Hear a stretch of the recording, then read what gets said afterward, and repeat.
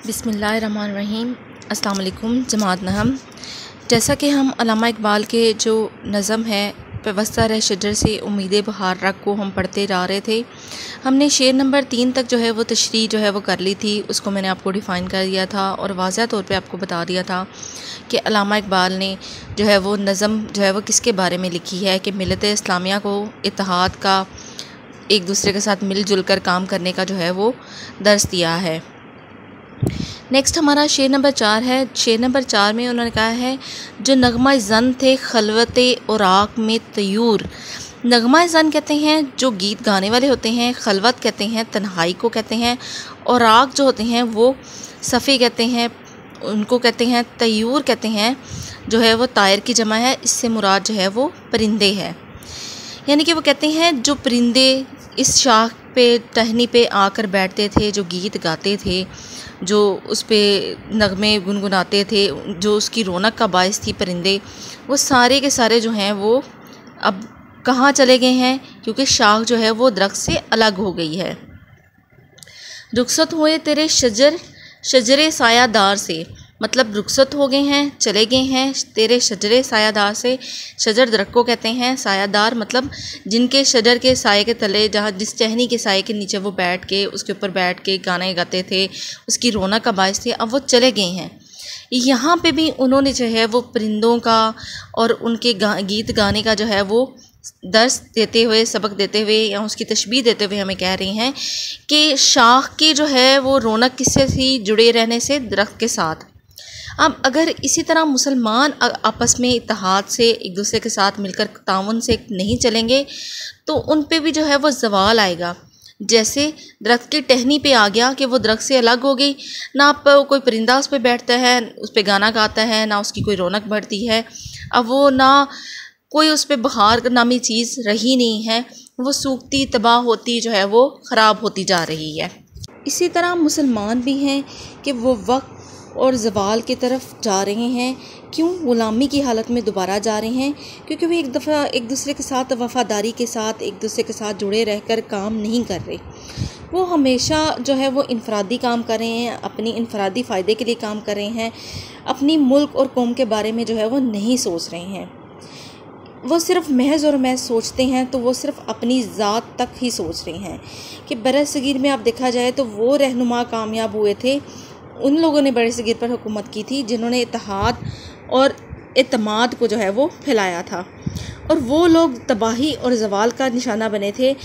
इंतशार का सामना करना पड़ा था, फैल गए थे आपस में, उनमें नफ़रतें कदूरतें, वो भी सिर्फ़ इस वजह से कि उनके जो हैं आपस के लोग जो हैं, मिल के रहने वाले जो लोग हैं, उन्होंने गद्दारी की थी।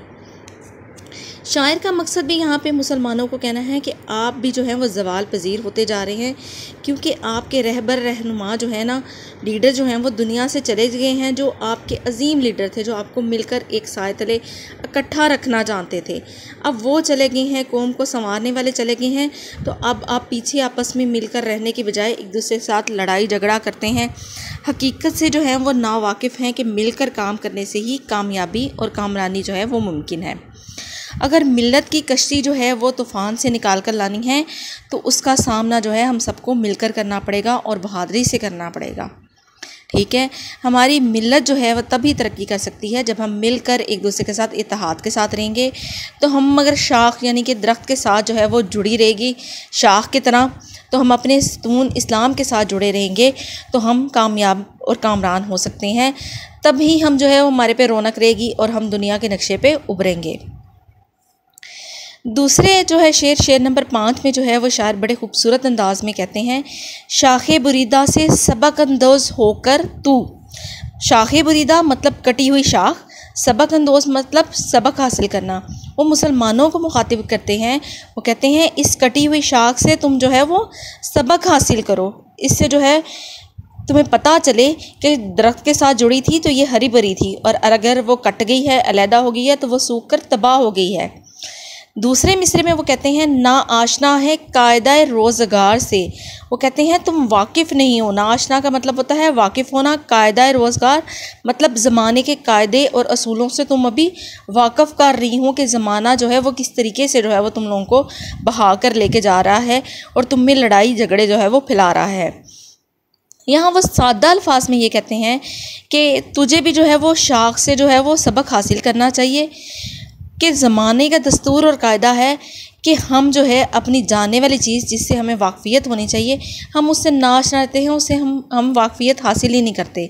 मतलब ये है कि हमें अपने तौर तरीक़ों को जो है वो ख़त्म नहीं करना चाहिए, उनके मुताबिक ज़िंदगी गुजारते हुए जो है वो ज़माने के आने वाली मुश्किलात और मसाइल का मिलकर सामना करना चाहिए। यहाँ पे भी वो कहते हैं मुसलमान तुम जो है वो कटी हुई शाख से जो है वो सबक हासिल करो, क्योंकि हमेशा जो है वो दरख्त पर वही शाख हरी भरी और फलती फूलती है जो वो एक दूसरे के साथ, जब वो दरख्त के साथ जो है वो जुड़ी रहती है। अगर तुम भी मिलत इस्लामिया के साथ जो है वो अपना ताल्लुक़ जो है वो बढ़ाओगे, इस्तवार रखोगे, तो तुम हमेशा जो है वो ना सिर्फ मिलत के लिए जो है क़ुव्वत का सरचश्मा होगे, बल्कि अपनी आने वाली नस्लों के लिए भी जो है वो बेहतरी का काम करके जाओगे। इकबाल जो है वो बुनियादी तौर पर हकीकत से रोशनास करवाना चाहते हैं कि इत्तेहाद और इज्तिमाइयत ही वो सबसे बड़ी कुंजी है जिससे जो है वो कौम तरक्की करती है। ठीक है, हमें कटी हुई शाख जो है वो सबक दे रही है कि वो सूख कर तबाह हो गई है। अगर हम मिलकर इकट्ठे रहेंगे और हम आने वाले मसाइल का मिलकर मुकाबला करेंगे तो हम कभी भी जो है वो हम नाकाम नहीं होंगे बल्कि कामयाब रहेंगे। और तारीख़ भी गवाह है कि जब मुसलमान आपस में मिलकर इत्तेहाद के साथ इकट्ठे होकर उन्होंने किसी भी चीज़ का सामना किया है तो वो एक बहुत बड़ी क़ुव्वत और ताकत बन गए हैं, और उन्होंने उन लोगों को भी पसे पुश डाल दिया है जिनका मुकाबला करना जो है वो मुमकिन नहीं था। यानी कि वो हर एक के सामने जो है वो सीसा पलाई दीवार की तरह खड़े हो जाते हैं। मिलत इस्लामिया जो है वो मिलकर जो है वो हर मुश्किल का मुकाबला करने के लिए तैयार रहती है, और यही जज्बा यकजहती है जो मिलत इस्लामिया को जो है वो दुनिया के नक्शे पर उभरने से नहीं रोक सकता। इत्तेहाद ही ऐसी ताकत और क़ुव्वत है जो आपको आगे बढ़ने से, तरक्की करने से रोक नहीं सकती। ठीक है, इत्तेहाद में जो जितनी ताकत और क़ुव्वत है ये आपकी तारीख़ में भी ऐसी चीज़ें मिली हैं कि जो कौमें मिलकर रही हैं वही कामयाब रही हैं, और जिन कौमों ने आपस में गद्दारी शुरू की है, आपस में इंतशार फैलाने की कोशिश की है, वो हमेशा तबाह बर्बाद हुई हैं।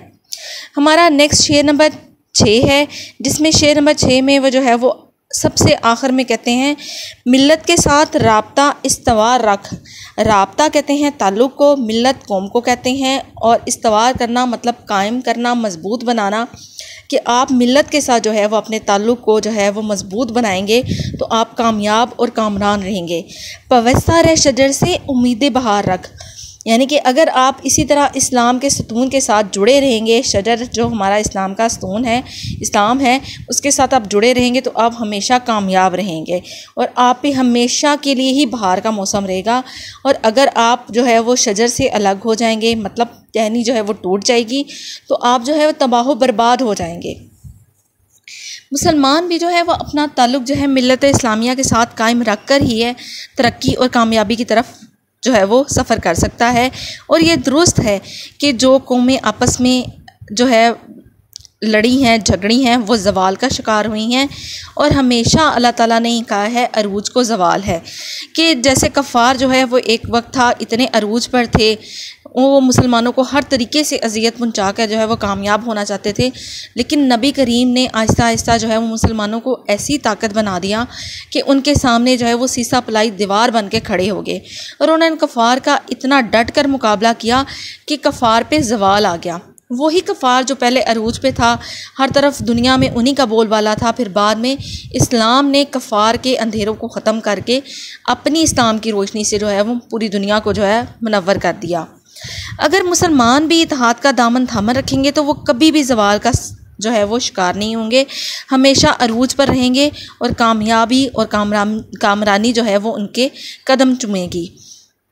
इत्तफाक और यकजहती जो है वो सारी दुनिया पर छाने से ये होगा कि मुसलमान दुनिया में कहीं भी किसी भी हिस्से में रहेंगे, उनमें इत्तेहाद रहेगा, तो वो आने वाले मसाइब और मुश्किलात का जो है वो मिलकर सामना कर सकेंगे। और जब वो मिलकर सामना करेंगे मुश्किलात का, मसाइब का, तो उनमें और जो है वो आपस में भाईचारा, इत्तेहाद जो है वो बढ़ेगा, क्योंकि अगर आप किसी के दुख दर्द में शरीक होते हो, उसके साथ ताउन करते हो, तो उसके साथ आपकी शराकत दारी जो है वो बढ़ती है, उसके साथ आपका मेल जोल बढ़ता है। तो लिहाजा आपसे भी यानी कि कहा है, बच्चों को ये सबक दिया है कि मिलकर रहना जो है वो कितना ज़रूरी चीज़ है। अगर आप मिलकर काम करते हैं तो वो काम आसानी से और जल्दी हो जाता है, जबकि आप अलग-अलग अगर आपको काम दिया जाए, एक असाइनमेंट दी जाए, तो आपको उसको हल करने में ज़्यादा टाइम लगता है बनिस्बत जब आप मिलकर काम करते हो। इसी तरह यहाँ पे भी इकबाल ने मुसलमान जवानों को मुखातिब करते हुए कहा है कि तुम्हारी खुशहाली का राज जो है वो इत्तफाक है कि मिल्लत के वजूद में गुम हो जाओ, इस्लाम के साथ जो है वो मुकम्मल तौर पे जो है वो ज़ाब्ता हयात रखो, उसके बताए हुए असूलों पर अपनी ज़िंदगी गुजारो, और ना सिर्फ खुद गुजारो बल्कि अपने साथ रहने वाले लोगों को भी इसकी तलकीन करो। यानी कि फ़लसफ़ा इज्तमायत जो है यहाँ पे उन्होंने अच्छे तरीके से अपने मकसद को पूरे करते हुए नज़म को जो है वो मुकम्मल किया है। आपने ना सिर्फ शेरों की तशरीह जो है आपने अपने अल्फाज में करनी है, बल्कि आपने यहाँ पे इस्लामी दुनिया में होने वाले, आपने देखा हो कि मुसलमानों ने किस तरह डट कर जो है वो मुकाबले किए हैं कुफ़ार के, बरसगीर के, हिंदुओं के, ये सारे जो है वो आपने छोटे छोटे वाक़यात को भी अंदर शामिल करना है। इसको शामिल करते हुए आपने इकबाल की जो है वो अशार का भी ज़्यादा से ज़्यादा इस्तेमाल करना है। ना सिर्फ उनके अशार का इस्तेमाल करना है बल्कि उनको वाज़िह तौर पे बयान करना है कि हमने ये तशबीह इस्तारा के तौर पर या किस तरीके से इसको शामिल किया है। साथ आपने हवाला ज़रूर देना है।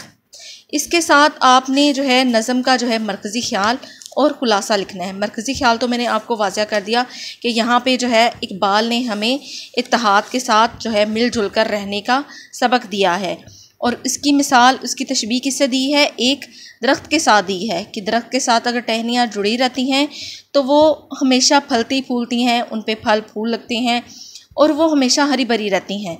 इसी तरह वो कहते हैं कि अगर मुसलमान अपनी मिल्लत के साथ, अपनी कौम के साथ जुड़े रहेंगे, उसके बताए हुए असूलों पर, तरीक़ों पर अमल करेंगे, एक दूसरे की दुख सुख में मदद करेंगे, तो वो भी कामयाब और कामरान होंगे और मुल्क और तरक्की करेगा और कामयाबी जो है वो उनके कदम चूमेगी।